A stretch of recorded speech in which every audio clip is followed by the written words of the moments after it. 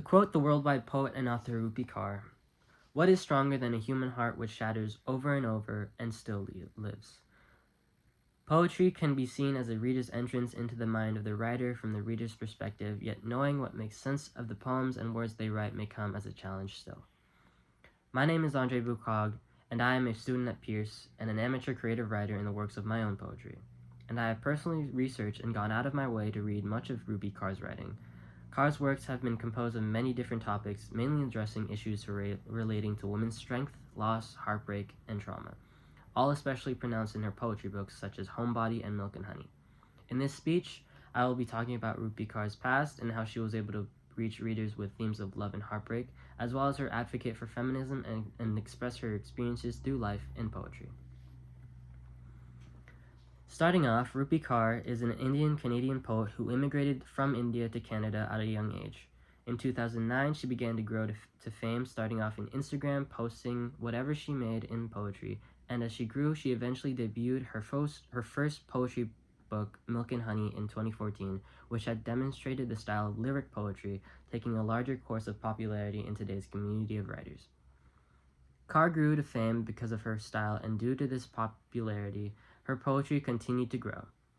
Additionally, through her passion of poetry, she has successfully inspired other poets to use this lyrical style of writing in their own works, as well as excel in the portrayal of her past and how it shaped to an art form consumed by many. Next up, Rupi Kaur's work has been very prominent in its relation to feminist audiences and how it portrays these themes.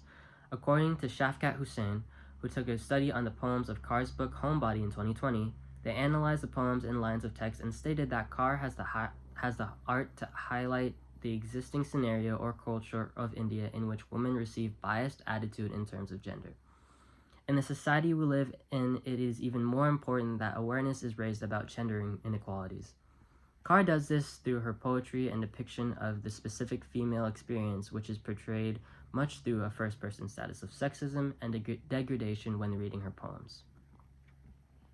Finally, many publications of Kaur have been able to reach an audience of mostly teens to young adults. This is especially because of the effectiveness of her writing in terms of straightforward and relatability.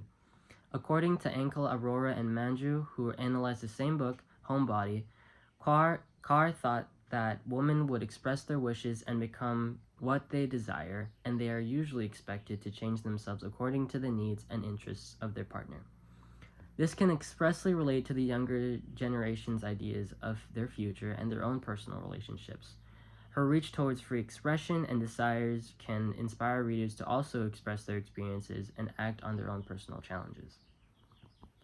In conclusion, poetry in the hands of Kaur has been able to portray the deepest feelings of love, sadness, and trauma as art in the pursuit to capture and inspire readers.